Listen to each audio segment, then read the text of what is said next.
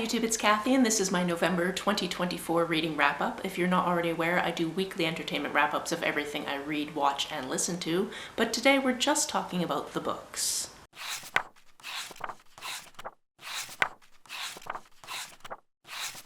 I'm going to start with my nerdy hardcore stats and charts and then get into what I read. Also, I put chapter markers in all of my videos, so if you need to skip over anything or go back to anything to note some titles that you might want to read in the future, all of that is down below.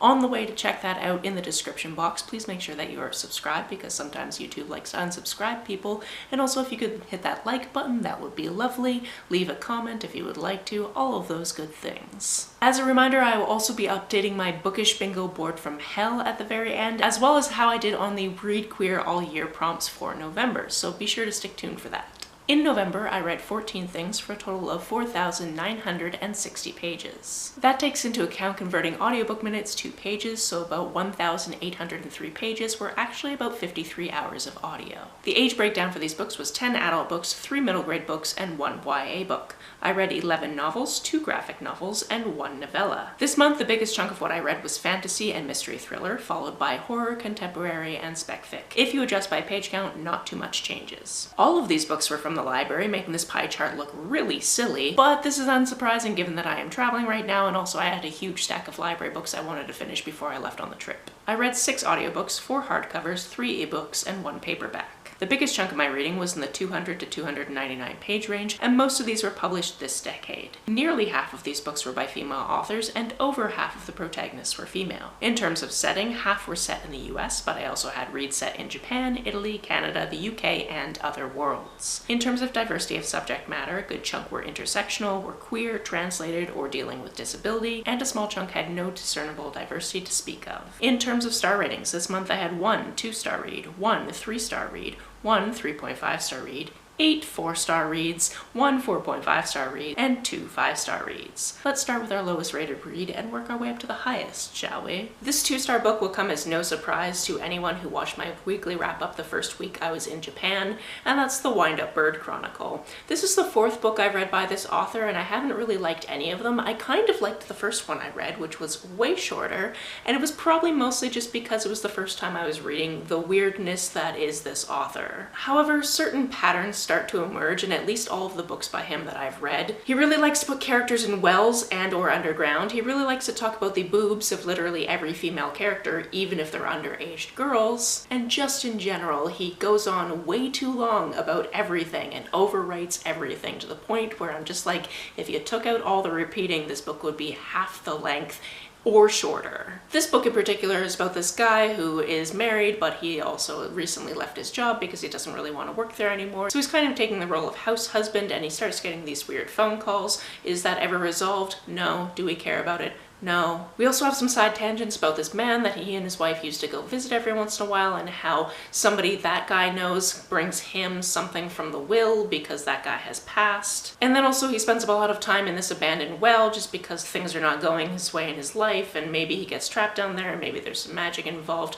Who the hell knows? This was not a thing that I enjoyed reading. I pretty much just tried to blast my way through it, and truthfully, I skim read the last 30% of it because this book is over 600 pages and it does not need to be that long. On to my 3-star read, and that was The Future by Catherine Leroux. This one was translated from French, and this one was kind of a speculative fiction book about an alternative reality where I believe it was Chicago was never ceded by the French, so the French still had influence in that city specifically. And this one has a lot to do with indigenous culture and this kind of dystopian world where this woman has moved into the house that her daughter used to live in because her daughter has recently died and her granddaughters are missing, and she's just hoping the granddaughters will come back. And then in turn, she learns a lot of things about her daughter's life she was not privy to previous to that. While this is going on, we also have this roving group of children who are living kind of out in the forest, and they've got their own whole different society, and it kind of goes back and forth between the adults in society and these children. And honestly, not a lot about this stuck with me. I did read it near the beginning of the month, and I am getting older, so my memory is failing, which is a little bit of a problem, but we'll worry about that later. But like I said, it didn't super stick with me. That being said, it had a lot of really interesting concepts in it, and I thought the overall concept was interesting, but it just wasn't my favorite. My 3.5-star read this month was a middle grade book book called Jasmine is Haunted. This is about a girl named Jasmine, and she is haunted. Her and her mom move around a lot, but it seems like every time they move to a new place, there's a new ghost doing new ghost things in that place, like slamming cabinets and that type of thing. And she feels like if they don't cut it out, she's going to be blamed for all of these things, and she doesn't want that to happen. Also, she's pretty upset that none of these ghosts seem to be her father, who passed a few years ago, and she would really love to be able to talk to him, but she seems to have all of these other ghosts following her around. When she moves to this new school, she meets a couple of people in the GSA, which doesn't actually stand for Gay Straight Alliance in this school. It stands for Gay Supernatural Alliance, because the only two members of this group actually like to research supernatural beings that they swear are in and around their school. Once they find out that Jasmine has a ghost problem, they are very excited to solve it. This one was sweet and wholesome and just kind of interesting and fun, and I very much enjoyed my time with it. Onto my plethora of 4-star reads, the first one being Crumbs. This one is a graphic novel about this witch who has an interesting power. She basically can see things as they are now and know the truth in them, which is kind of tied to being able to tell the future, except for she can't really do that. But her power is actually super useful at the Ministry of Magic, where she's interning and she's hoping to have a long-term job. In and amongst this, she also goes to the same cafe pretty often and orders the same thing and gets a little bit of a crush on the person that works at the cafe, and it goes from there. This was sweet and cute and had some very interesting ideas, and I would definitely be interested to see more from this author. Next, we have another middle grade book, and that's Nightmares. This one is co-written by Jason Segel of How I Met Your Mother fame and Kirsten Miller, who I will talk about more in this video. This book is about a boy whose mother died in the not too distant past, and his father has actually moved on, and they've moved into this big creepy house in town, and he is kind of convinced that his stepmother is actually a stepmonster.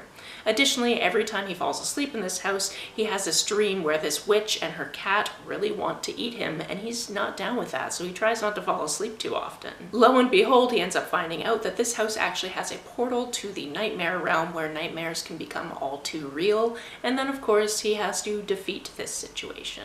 This was a really fun start to what I believe is a trilogy, and if you're listening to the audiobook, it is narrated by Jason Segel himself, which I always love because not only does he do an excellent job, but I really love when authors are able to narrate the things that they have created. Another graphic novel that I read this month is The Deep Dark. Also, if you're hearing a gong sound every once in a while, there is this really big bell on a hill really close to where I am, and people just ring that bell kind of whenever they want. It is part of one of the temples, and I've just gotten used to it, but I feel like it's probably happened a few times in this video, and I'm not gonna overly edit it out if I can help it. In any case, this graphic novel is about this girl named Mags. She has this creature that actually has to feed on her blood, which means that she basically has to stay living at home. She stays with her mother, she also has her abuela, and she is a primary caretaker of her, and she has to feed her blood to this creature that lives in the cellar every single day. When she was a kid, she had this really good friend who actually ended up moving after a very tragic event happened in town, and she hasn't seen this friend for a very long time until this friend actually comes back into her life, having transitioned, and has some questions because she seems to remember there being this creature in the basement at Megs's house when they were kids. However, Megs was never supposed to tell her about this creature, so she kind of has to lie about it now. This is a book about friendship and love and relationships and what they should look like and what toxic relationships also look like and getting help from people, and it was just a good time. Next, we have The Fireborn Blade, which is the first in a novella duology, I believe, and this one is about this woman who is a knight, and she is on this mission to get this certain special magical item from a dragon's cave, because if she can acquire this item, she feels like she's going to get back some of the social capital she recently lost, because she kind of made a fool of herself. She really liked this one other knight, and then that situation just didn't go very well, and she didn't handle it very well. So she's working her way through this cave with her squire, and certain things happen. There's also a lot of flashbacks explaining the situation she found herself in with that other knight, and also other jobs that she's done between then and now. And it was interesting because there was a twist that I did not see coming, and I'm just really interested to see what happens in the second novella. Next, we have my last middle grade book of this series, and that's Fight and Flight. This is about two characters, Avery, who recently has a diagnosis of of Ehlers-Danlos syndrome hypermobile, which is really messing with things because she's very, very, very active, but she can get hurt much more easily because of having Ehlers-Danlos syndrome. So she is currently injured and she's trying to work through it, and she doesn't like asking people for help. She also is queer. She has two moms. One of her moms is actually a trans woman, so they are both biologically her mom, which she loves answering that question. And she has a crush on a girl at school named Sarah. Sarah is much more reserved, much more quiet, really likes art, isn't academically gifted, and has some kind of shame around that because her parents are kind of looking down on her for that specific thing. They're overall nice people, but they're the type of people that are like, if you're feeling panic, you should just pray that away. You don't need any other help. And that's just not really helpful because recently she's been having panic attacks and anxiety symptoms after the death of her beloved aunt and the fact that her best friend and cousin has recently moved away. These two characters are in the same class when there is an active shooter drill, except for the school pretends it's an actual active shooter situation. So everyone in the school, including the teachers, thinks that they're all about to die. People are sending off text messages to loved ones and all of these types of things. And when the principal comes on and is like, I hope everybody took that seriously, one of these characters wants to get revenge and the other character wants to make sure this never happens to anyone else because she could not see her little sister going through this situation when she gets to middle school. This book had a lot going on in it, not only with these two characters and whether or not they're going to form a relationship, but also with side characters such as Sarah's brother and Avery's best friend and Avery's moms and all of these different things. And it was just delightful. It was such a good time. Obviously, there are some parts in it that are gonna make you very, very angry, but it was also just so much wrapped up into this one very small package. The next two books I'm going to talk about both have to do with people who are writers. In fact, this first one is The Villa, and it's about this one woman who has been writing cozy mysteries for quite some time, but she's going through this divorce with her ex-husband, and her ex-husband is kind of claiming that he should get a bunch of proceeds from her books because he helped her with them or whatever. And also she's having a hard time writing the next one because the male love interest in her books kind of looks a lot like her ex-husband, who she kind of wants to murder right now. Her best friend has actually gone on to be a very influential best-selling author of self-help books, and they don't see each other all too often. But when they do connect, her best friend is like, hey, I actually rented this villa in Italy for like 6 weeks. I'm going on a writer's retreat and you should just come with me. So she does, after finding out that this place actually had a murder in it back in the 70s. So we see not only what's happening with these two characters who are writing in the villa in the current time, but we also see all of these flashbacks to what happened in the 70s and what was going on with that situation, because we had a writer and musicians staying there at that point. And this is just full of creativity and what it is to write stories and who gets to tell stories and how you can bend stories to your will. Similarly, my next 4-star read also has to do with authors. It actually starts with the account of this man who is a children's author, and he's talking about the situation where he went to his best friend's house because his best friend is about to move to Vancouver with his new wife, and they kind of talked about a few different things. And later in the day, his best friend, who is also an author, calls him back and is like, I need to discuss something with you, but I need to discuss it in person. So he goes and he tries to see his best friend, but it looks like nobody's home, so he has to wait for his wife to actually let him in. And once his wife lets him in, they find his best friend murdered, and now they have to figure out what happened. This is the first in a detective series with this specific detective named Detective Kaga, and about a quarter of the way through the book, we kind of know who done it, but we don't really know why. And he keeps doing this research into these different people's lives, talking to people they haven't seen in like 20 years to try to figure out what exactly happened and why it exactly happened. I just found it endlessly interesting that I read 2 different books specifically about writers and the way that they can manipulate certain aspects of stories that are happening. My last 4-star read this month was Human Face. This is actually the first in a detective series that's set in Scotland, and last month I actually read the second one because it was something that was put on my 40 before 40 TBR list, and I liked that one so much that I had to go back and read this one because, again, it's another mystery series. You can read them out of order if you want, but I kind of figured if I liked it I was going to go back, and I did, and I also liked this one. What I liked about this series so far is the fact that both of them are set in different locations in Scotland. The first one was set in a very rural northern location that I've never been, but this one was set in the Isle of Skye. Both of them are set in small enough towns where you get a lot of different perspectives of people who are in the town close to the circumstances and you're just trying to figure out what happened. In this one specifically, there's this woman who's gone missing, but they don't really know if she's actually gone missing. Our main character has just recently come back to work after a personal tragedy, and other people are having a hard time working with him because he really should have taken more personal time, but if he does that, he doesn't think he's going to personally fare very well, so he's back at the job, but other people don't really want to work with him because it's a kind of awkward situation, so he's sent on this trip to kind of see if there's anything to this disappearance in Skye, and boy howdy is there ever. I really enjoyed this, and I really hope my library actually has the third and I think fourth books in this series because I'm going to want to read them.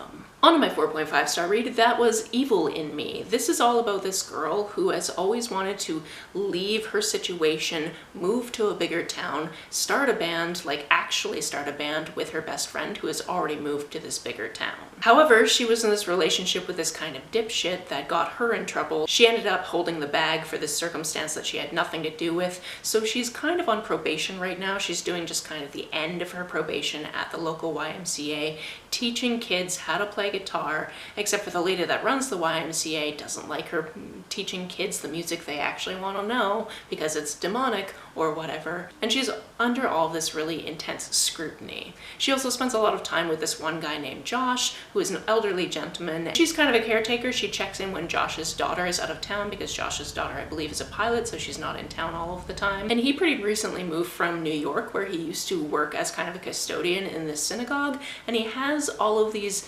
really interesting relics, and she's helping him unpack some of these one day when something goes terribly awry. This one is all about punk and music and the devil and demons, and it was just such an interesting time. It also had art in it, and the songs that are mentioned in this book, most of them were actually made into actual songs by a punk band, which is just kind of cool to be able to go and actually listen to them after having read about them in this book. This was just a really interesting reading experience altogether. I really enjoyed it. I'm gonna see if this light helps at all.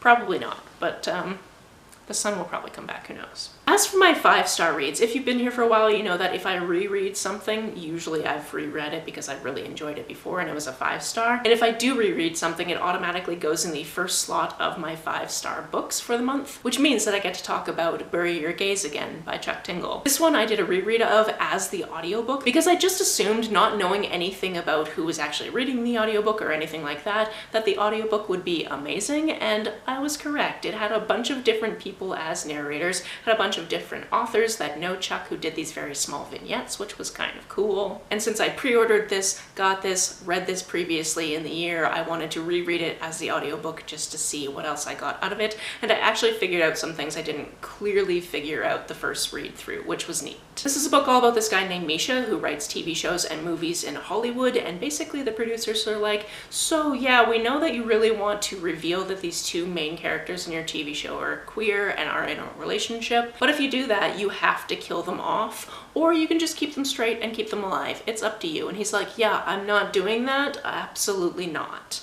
Then these people around town who look a lot like horror creations that he has made in the past start stalking him, and that's a situation for sure. I really loved this book the first time. I really loved it this time. The audiobook quality was amazing. If you haven't read it yet, you should read this book. Earlier in this book, I said I'd come back to Kirsten Miller, and that's because she wrote my favorite book of the month, which was Lula Dean's Little Library of Banned Books. This is about a very small southern town where this one woman named Lula Dean likes to put her nose in other people's business, and she's decided that there are a bunch of books that she objects to, so she's going to try to ban them from the local library. Instead of, you know, putting in requests about getting titles removed, which is what people are generally supposed to do, she and her posse of concerned parents actually just flood into the library and take everything off the shelves that they deem objectionable. Then the mayor has to go through this whole thing with the school board and the library board and the town to figure out whether or not these books can be reinstated. The mayor has a daughter who is home from college and decides to play a little bit of a prank because Lula Dean has put this little free library outside of her house full of all of these books she swears she's actually read and are really good and proper books that people should be reading, but really she picked them up at a thrift store. Lindsay, the mayor's daughter, decides to go in the dead of night and replace those books with the books that were banned by Lula Dean by swapping out the dust jackets. And then people from this town unknowingly are picking up books from the banned book list, reading them, and it's very much changing the course of so many people's lives. Lives. This book was absolutely fantastic. There are a bunch of books referenced in this that I really want to read, and unfortunately, one of the books referenced in this that I really wanted to read when I finished it is actually fictional, and I was just like, but I want to read it so bad, so I hope somebody writes something similar. That would be wonderful. This book just did such a wonderful job of delving into why certain people believe certain things and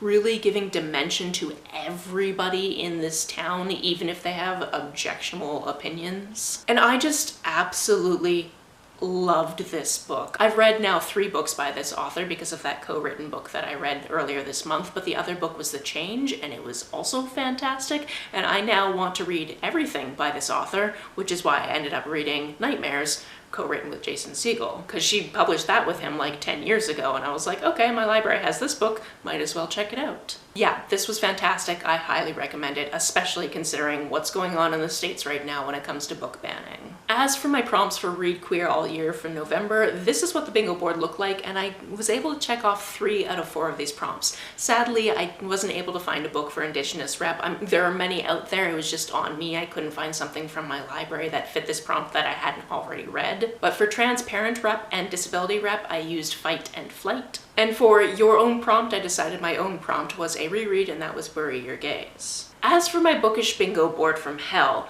last month it only had 1 thing ticked off, and this month it looks like this. I have 4 squares ticked off, one of them ticked off twice, and I could in theory make bingo if I finally did that random emoji square. I have 3 random emojis people sent me back in February. I haven't been able to figure out any books for any of them, so if you have any recommendations for emojis, please leave them down below. I'm still going to try to keep those other emojis in mind during December so I can tick off that square, but I would really love some extra help. If you want to hear me talk more about these books, or other books for that matter, the playlist for my weekly entertainment wrap-ups is always linked down below. If you've read any of these books, or you now want to read any of these books, please let me know about it down in the comments below. On the way down to the comments, if you hit that subscribe button, that would be very nice of you. If you don't feel like leaving a comment but want to make sure that I know you were here, just leave me an emoji or a smiley face if you happen to be on your keyboard.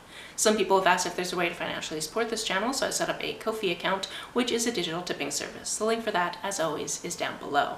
Don't forget that my TBR for the next round of the Queer Lit Readathon is going up on Friday, and I'm very excited about it because I think I did a really good job with it. So look out for that. You can like and share this as you see fit, and I will see you very soon. Bye!